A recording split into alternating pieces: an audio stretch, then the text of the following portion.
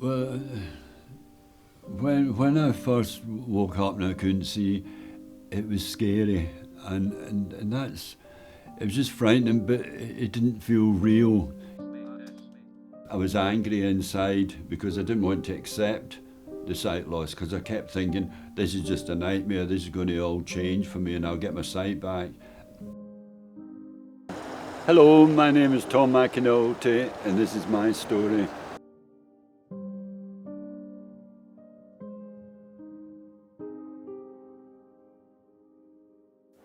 Paul and I, we met on the internet. We think we're quite modern actually, and Paul came round to the house, and then gradually we slowly but surely just met each other more and more, and we just realised that we were the right person for each other, and it's just completed my life. Every morning we take Toby for a walk, we do a tandem bike ride, get back home, usually have a little rest, cup of tea or coffee, and then we go out for a run. When I'm on the tandem, sitting on the back, it's a nice feeling because you're out and about, you're part of everything, and it's just a nice feeling. Just click, really. We just get on. We just, like yin and yang. And now we're both retired, and it's just nice to share your life with somebody that you love. I was certainly an adventurous child. I used to be walking somewhere, and my mother said, "I don't know where you're going, but you'll get there one day, son." When I joined the Navy, my brother-in-law actually had been in the Navy before, and he used to tell me all about the wonderful countries he went to, and I thought that sounds fantastic. Seeing my first trip around the world, it just gave me the taste of visiting all the different countries, and I just loved it. We worked hard, but played hard on the ships.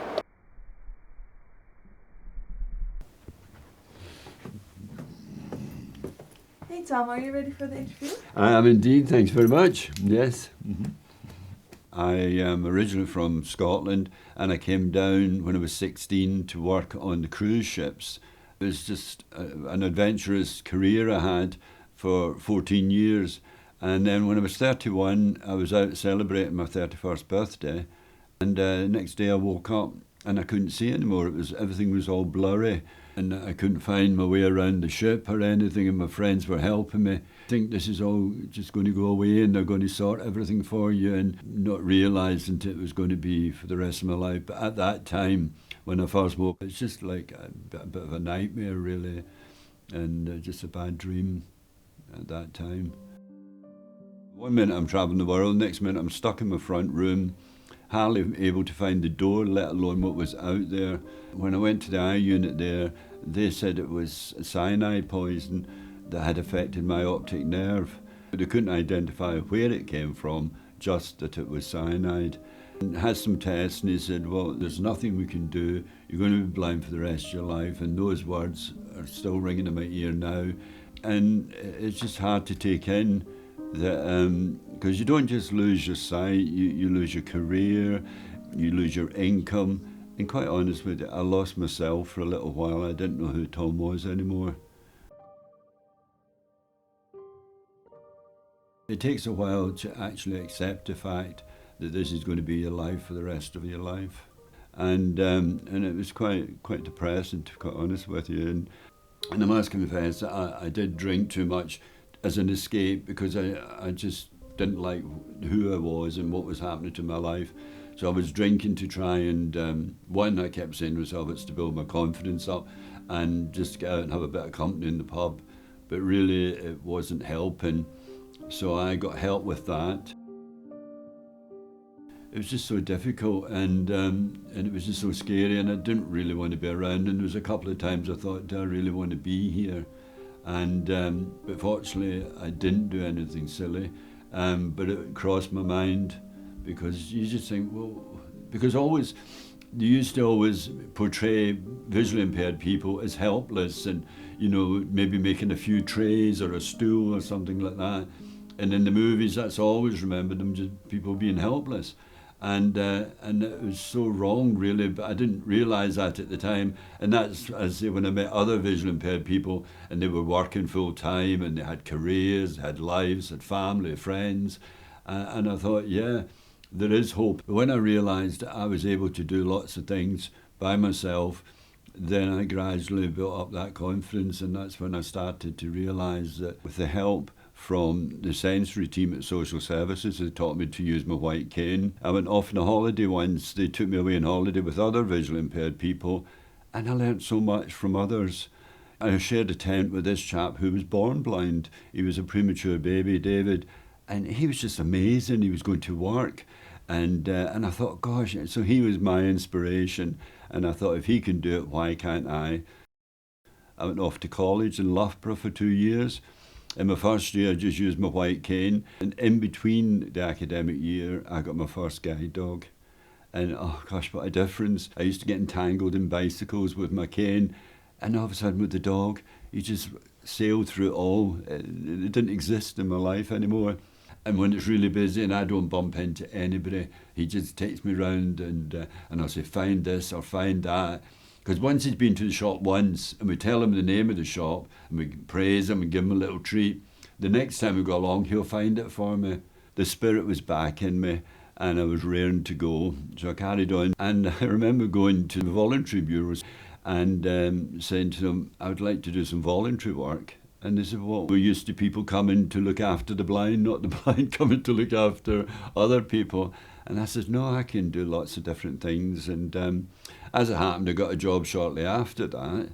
And with the Hampshire Association for the Care of the Blind. And then I helped people get the benefits for 10 years. I would be able to talk to the people, and people could come into my office and just tell me how they're feeling, because it is a loss, it's a bereavement, and people need time to work through that. And I was there for them. When I went out to Sydney, I climbed Sydney Harbour Bridge and I was up on top of it with my friend. And so really that was the start of doing some adventurous things. And then sometimes, I don't like heights very much, it's quite an advantage not being able to see.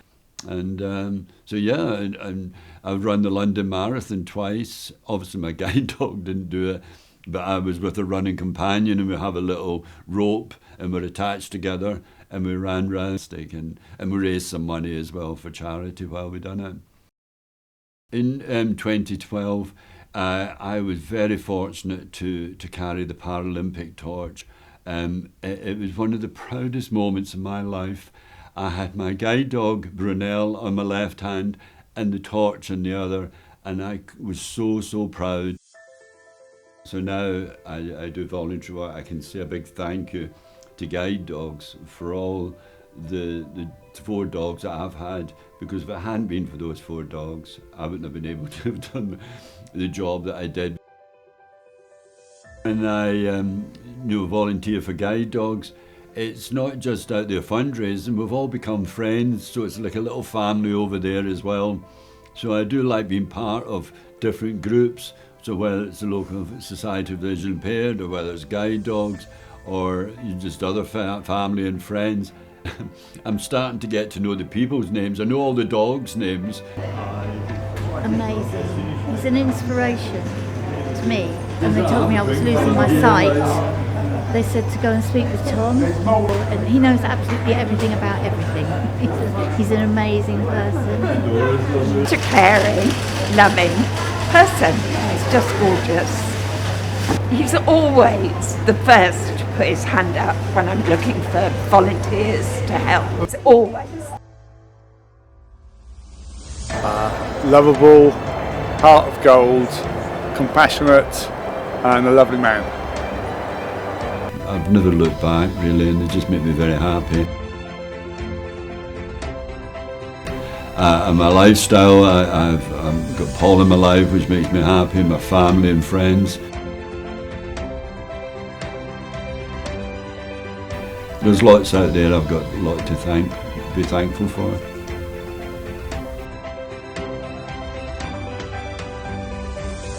The reason I like to share my story with other people is to let people know that there is support and help out there.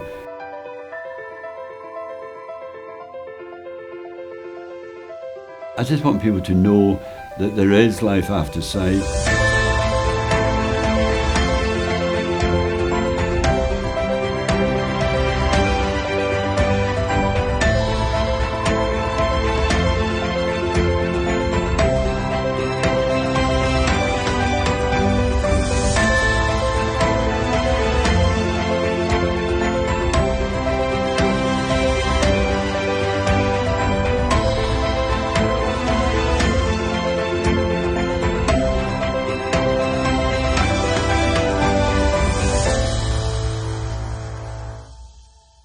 got almost all of them. You got all of them, I think. Great shot. Good shot, oh my god. The party's over. It's time to call it a day.